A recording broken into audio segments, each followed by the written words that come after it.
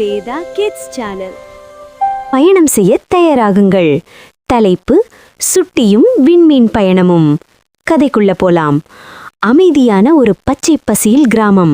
அங்கே பறவைகளின் கீதமும் ஓடும் ஓடையின் சத்தமும் சங்கீதமாக ஒலிக்கிறது. நம் நாயகன் சுட்டி தன் செல்ல பூனை மிட்டாயுடன் தாத்தாவின் பழைய பட்டறையில் ஒரு மர்மமான பெட்டியை கண்டுபிடிக்கிறான். அந்த பெட்டியை திறந்ததும் அறை முழுவதும் வானவில் நிற துகள்கள் சிதறுகின்றன. முள்ளே இருப்பது சாதாரண காலணிகள் அல்ல, அவை நட்சத்திரங்களின் ஒளியால் நெய்யப்பட்ட மாயக்காலணிகள். சுட்டி அவற்றை அணிந்த அடுத்த நொடி அவன் உடல் காற்றில் ஒரு இறகை போல மிதக்கிறது. அடா, நான் பறக்கிறேன் என்றவன் கத்த, மிட்டாய் பூனையும் ஆச்சரியத்தில் மீசையை துடிக்கிறது. ஆனால் அதே சமயம் அந்த மாய ஒளியை உணர்ந்து இருண்ட மேகங்களுக்கு பின்னால் இருக்கும் நிழல் மன்னன் விழித்துக் கொள்கிறான்.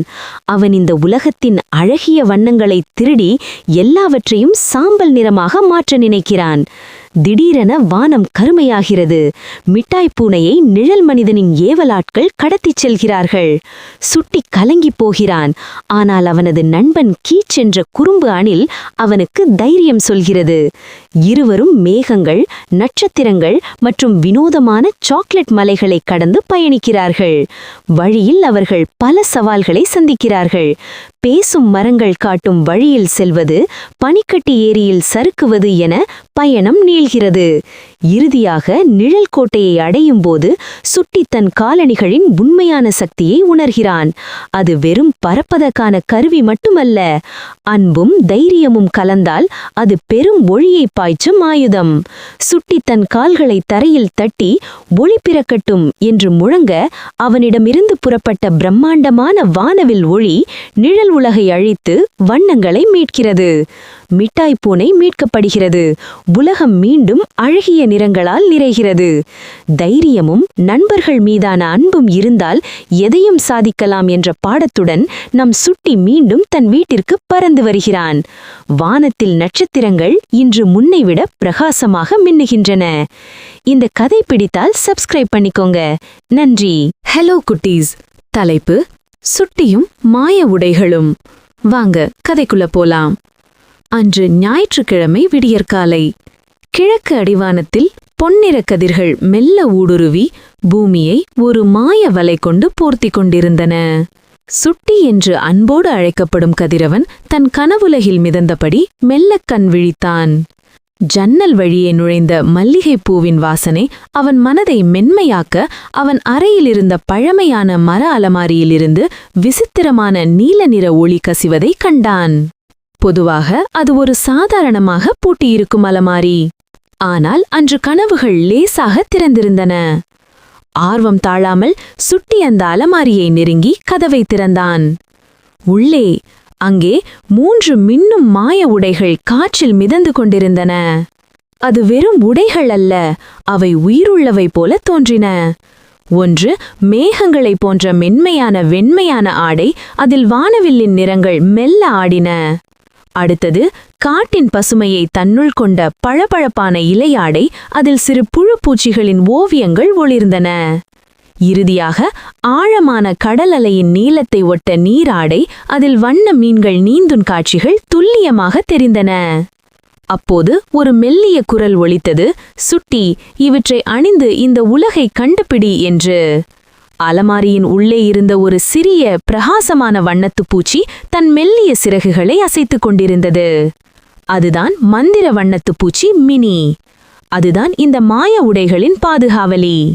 மினி சுட்டியிடம் ஒவ்வொரு உடைக்கும் ஒரு மந்திர சக்தி உண்டு, அவற்றை அணிந்து நல்லதை செய் என்று கூறிவிட்டு சுட்டியின் தோளில் அமர்ந்தது. சுட்டி முதலில் அந்த மேக ஆடையை தேர்ந்தெடுத்தான். அதை அணிந்த அடுத்த நொடியே அவன் உடல் ஒரு பஞ்சு பொம்மை போல இலகுவானது. மினியின் உற்சாக குரலுடன் அவன் ஜன்னல் வழியே வானத்தில் மிதக்கத் தொடங்கினான். கீழே பனித்துளி படர்ந்த புல்வெளிகள் வைரம் போல மின்ன, அதிகாலை பொழுதில் சோம்பல் முறித்து எழும் பறவைகள் அவனுக்கு குட் மார்னிங் சொல்வது போல தோன்றியது. அவன் ஒரு பெரிய வானவில்லின் மேல் சறுக்கி மேகங்களுக்குள் ஒளிந்து விளையாடினான். அப்போது வானத்தில் தனியாக பறந்து கொண்டிருந்த ஒரு சிறிய குட்டி குருவி தன் கூட்டத்தை தேடி அலைந்து கொண்டிருந்தது.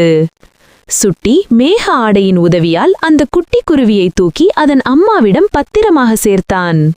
நன்றி நண்பனே என்று குருவி சினுங்கியது. அடுத்து சுட்டி ஒரு பெரிய ஆலமரத்தின் அடியில் இறங்கினான். அங்கே பச்சை இலையாடையை அணிந்தான். மினி, இப்போது நீ இயற்கையுடன் பேசலாம் என்றது. திடீரென மரங்களின் ரகசிய பேச்சுகள் அவன் காதுகளில் இசையாய் ஒலிக்கத் தொடங்கின. என்னை குடைந்து கொண்டிருக்கிறது என்று ஒரு மாமரம் கவலையோடு கூறியது. பார்த்தால் ஒரு சிறிய பூச்சி அதன் பட்டையை அரித்துக் கொண்டிருந்தது. சுட்டி மினியின் வழிகாட்டுதலோடு அந்த பூச்சியை மெதுவாக அங்கிருந்து அகற்றி மரத்திற்கு உதவி செய்தான். அப்போது ஒரு சிறிய கருகிய செடி எனக்கு தாகமாக இருக்கிறது, நான் வாடிப்போகிறேனே என்று முணுமுணுத்தது. சுட்டி தன் சிறிய கைகளால் அருகில் இருந்த குடத்திலிருந்து நீர் எடுத்து அந்த செடிக்கு ஊற்றினான். செடி உடனே புத்துயிர் பெற்று தனது இலைகளை விரித்து சிரித்தது. அருகிலிருந்த குட்டி அணில் ஒன்று சுட்டியின் இந்த செயல்களை பார்த்துவிட்டு அவனுக்கு ஒரு பழுத்த மாங்கனத்தை பரிசாக அளித்தது. இறுதியாக சுட்டி தோட்டத்தில் இருந்த குட்டி குளத்திற்கு வந்தான். அங்கே அவன் நீல நீராடையை அணிந்து தண்ணீருக்குள் மூழ்கினான். மினி, இப்போது நீ நீருக்குடி மூச்சு விடலாம் என்று கூறினது. அங்கே வண்ணமயமான மீன்கள், ஆமைக்குட்டிகள் மற்றும் ஒரு பெரிய மீன் தாத்தா மோட்டு ஆகியோர் அவனுக்காக காத்திருந்தன.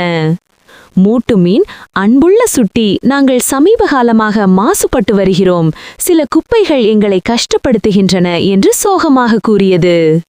சுட்டி உடனே உற்சாகத்துடன் தனது சிறிய கைகளால் குளத்திலிருந்த பிளாஸ்டிக் குப்பைகளையும் வேறு சில தேவையற்ற பொருட்களையும் கவனமாக வெளியே எடுத்து ஒரு கூடையில் போட்டான்.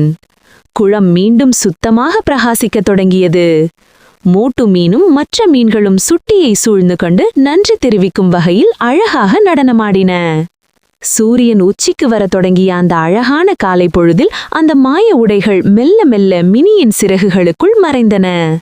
சுட்டி மீண்டும் தன் சாதாரண உடையுடன் தன் அறையில் நின்றான். மினி அவனது தோளில் அமர்ந்து, சுட்டி, நீ ஒரு நல்ல இதயம் கொண்டவன், மாய உடைகள் இல்லாமலும் நீ இந்த உலகிற்கு நிறைய நல்ல காரியங்களை செய்ய முடியும் என்று மெதுவாக கூறியது. மாய பயணம் முடிந்தாலும் அந்த தருணங்கள் சுட்டியின் மனதில் என்றும் அழியாத மந்திர சித்திரமாக பதிந்தன.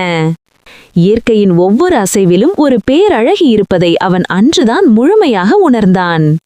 அவன் உலகம் இப்போது மாயாஜாலம் நிறைந்த ஒரு புதிய உலகமாக மாறியிருந்தது. இந்த கதை பிடிச்சா சப்ஸ்கிரைப் பண்ணிக்கோங்க. நன்றி.